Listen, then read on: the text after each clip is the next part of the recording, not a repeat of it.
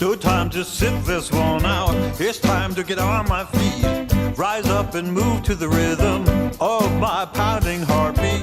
Passions are fired up. I will not fade away. Thunder driving through me. So much to do and say. Wake up, shake up. Step up, step out. Hi, I'm Mary Yule, and this is MPA Today. We're going to do things a little bit different today and watch some video clips from the September 8th rally to Rise for Climate, Jobs, and Justice. We're fortunate to have this footage because Dave Kirkpatrick was on the scene that day. The first person we're going to listen to is Connor T. Hill. He's a youth activist from Keene High School, and he's speaking about the age of the climate crisis, which is now. So listen to this young man and his view and try to answer his question, why? So we have a fabulous lineup of speakers for you today on the topic of climate, jobs, and justice. Our first speaker is Connor T. Hill. Connor is a local community activist who single-handedly organized a youth climate summit this summer in Keene. He is the president of the senior class at Keene High School and president of the Sierra Club Student Coalition chapter. Please join me in a warm welcome for Connor T. Hill.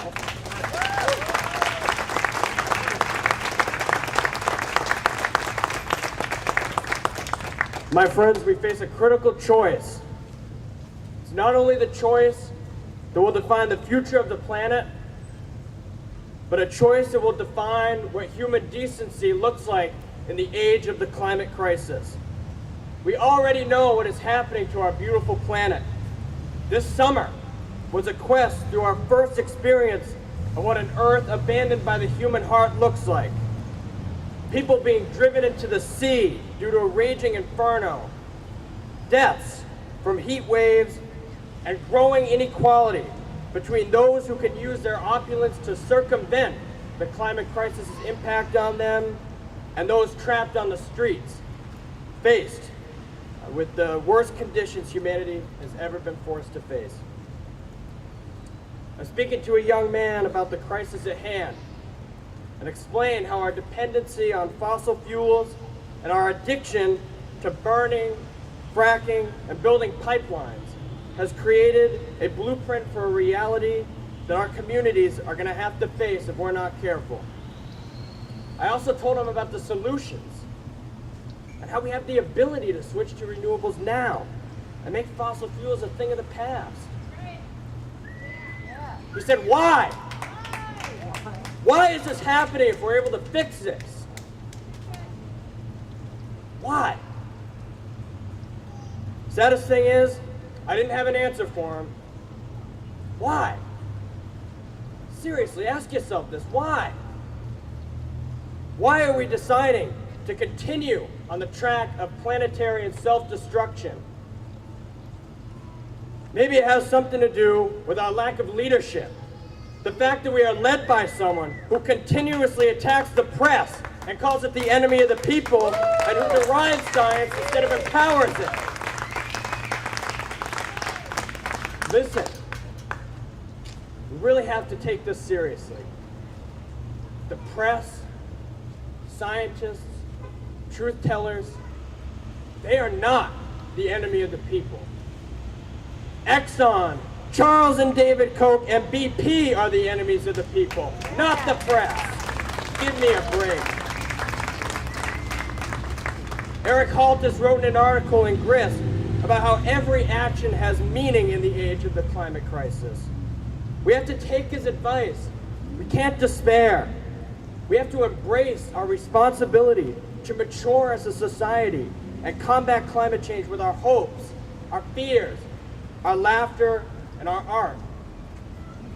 We all must roll up our sleeves and mobilize each and every day to demand justice for our children and our communities. It's time we take care of one another. The future is bright, folks. Future is bright.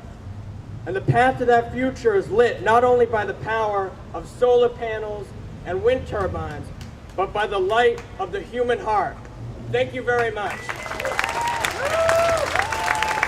So that was a really nice speech from Connor. And I just wanted to give you some additional information if you were interested in his reference to Eric Holt Ramirez and the online magazine Grist. You can see it by going to grist.org. And I think the real important takeaway from Connor's speech today was we have to embrace our responsibility for climate action. Now, we're going to listen to Dan Weeks. He's a Revision Energy Market Development Manager. If you don't know Revision Energy, it's a company that installs solar panels. It started out a little bit small, putting solar panels on like churches and small buildings, but it's gotten to take on larger projects now.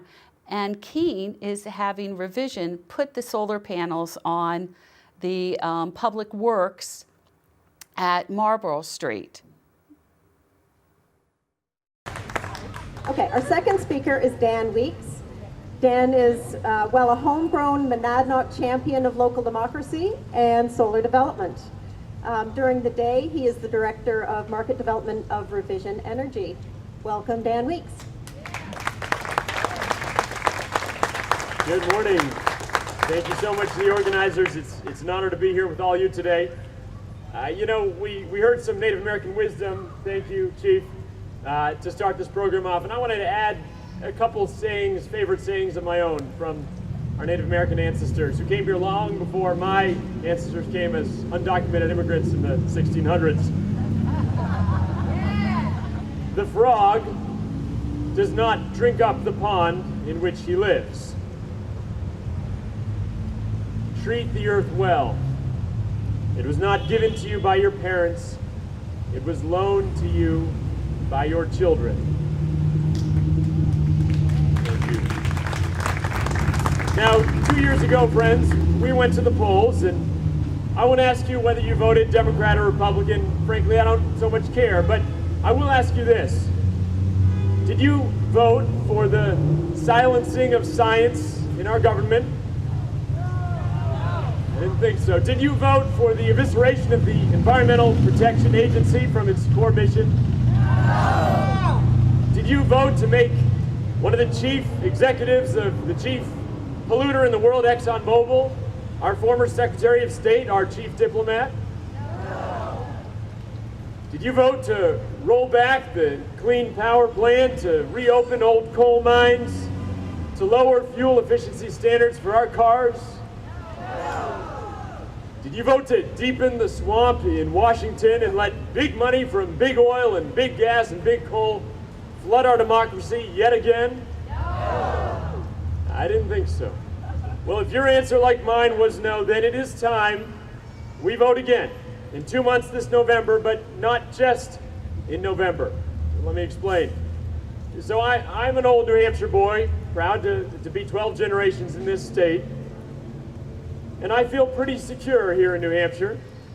My wife, a new immigrant from South Africa, not always the same, and she's helped me to see the world a bit beyond our shores.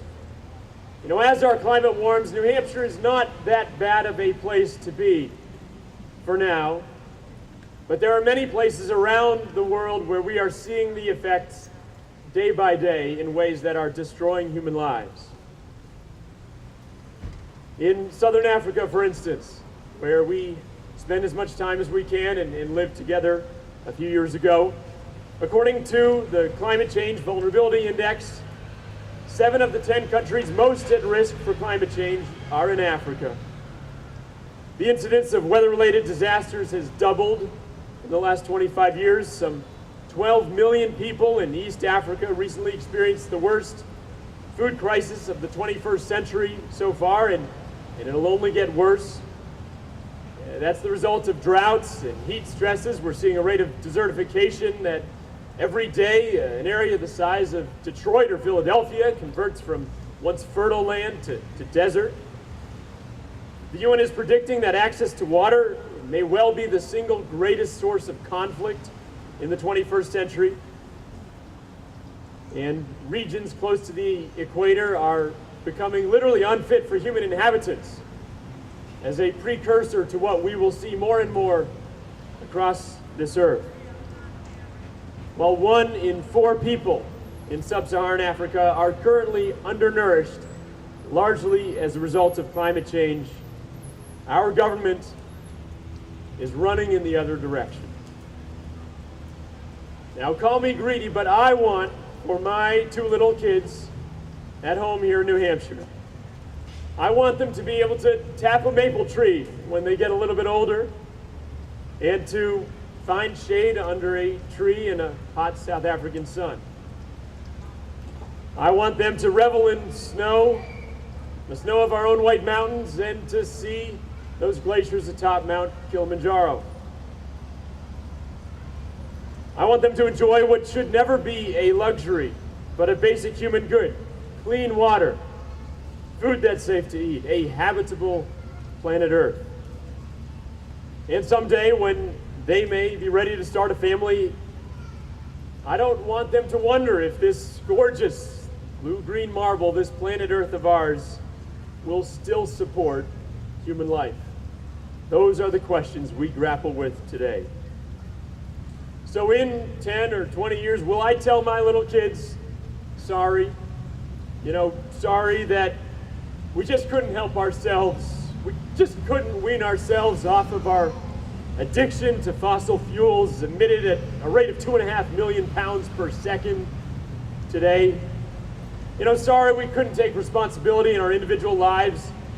Just too hard to cut our consumption, to buy local, sustainable foods, to insulate our homes, to drive a more efficient, even a solar-powered electric car, to use efficient appliances. It was just too hard.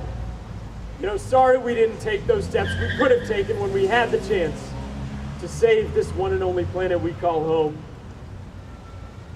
Or will I tell my kids, will we tell our kids and grandkids that in the year 2018, when atmospheric carbon dioxide reached 410 parts per million, the highest it's ever been since human life began,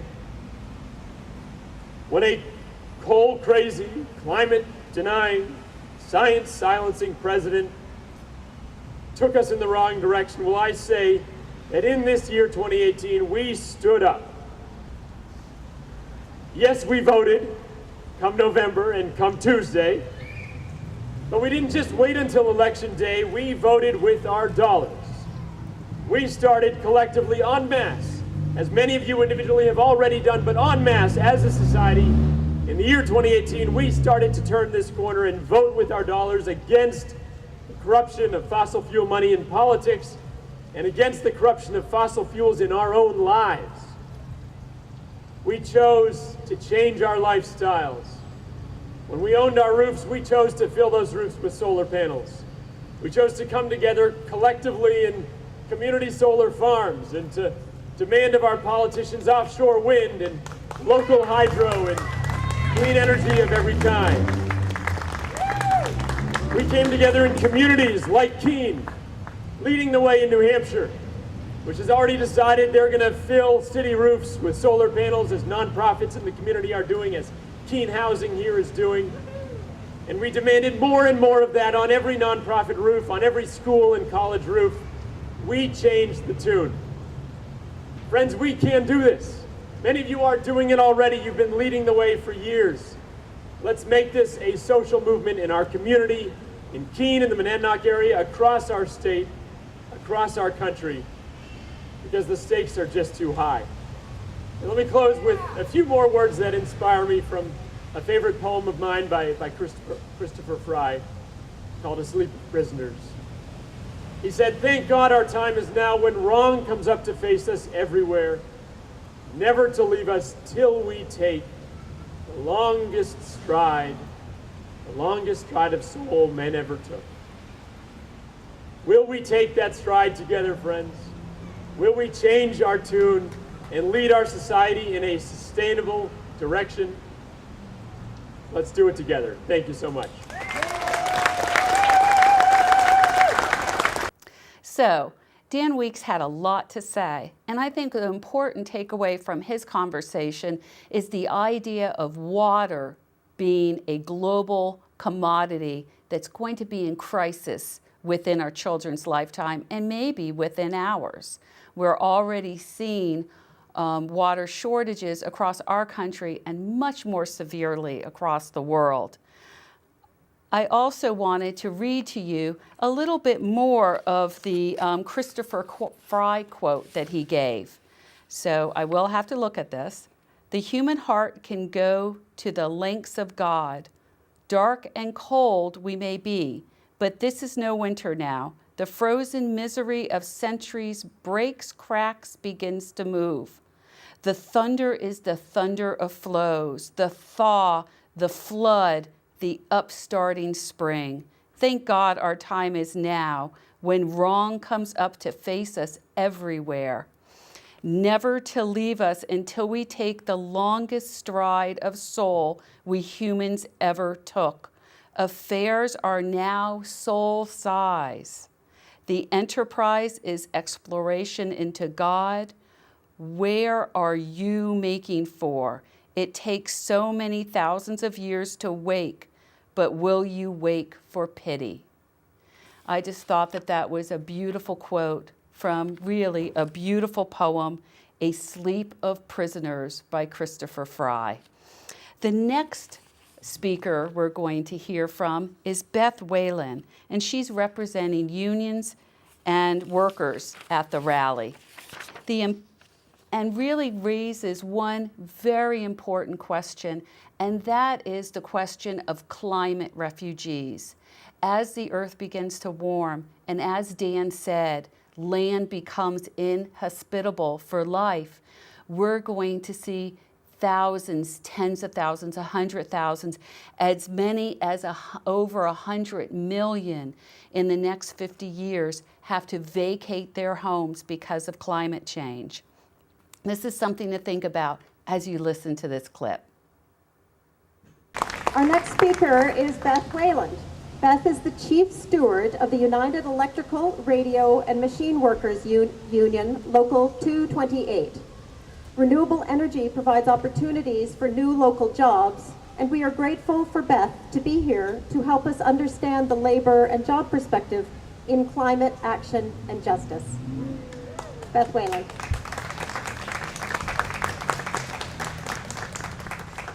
Very short. Here I go. Can you hear me? Hi, it's nice to be in Keene. I went to school here for 2 years, way back when, 70s. I've lived in different places, but I'm glad to have returned to Seacoast, New Hampshire, to my roots. Good morning, everyone. I work at the National Visa Center in Portsmouth, New Hampshire. We're affiliated with the Department of State.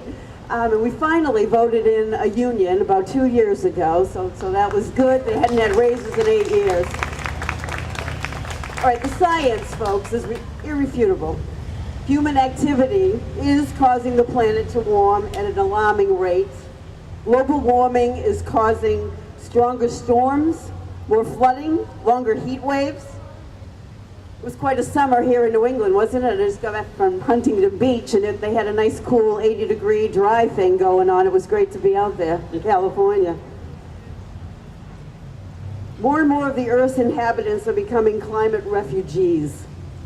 If we continue on the present trajectory, by the year 2015, it's estimated that 600 million people will be climate refugees. The UN's Paris Climate Agreement was adopted in 2015, signed into law by 195 nations, including the United States. Its purpose? To hold the increase in the global average temperature well below 2 degrees Celsius by curbing greenhouse gas emissions and advancing sustainable development. One of Donald Trump's first acts as president was to get us out of the Paris Climate Accords, jeopardizing the future of our planet. He's filled the cabinet with climate change deniers. EPA head Scott Pruitt has been busily at work attempting to roll back every major accomplishment in the field of environmentalism since the 1970s. Energy profiteers are busily attempting to construct more and more pipelines to strip the earth of the last of its unrenewable energy resources.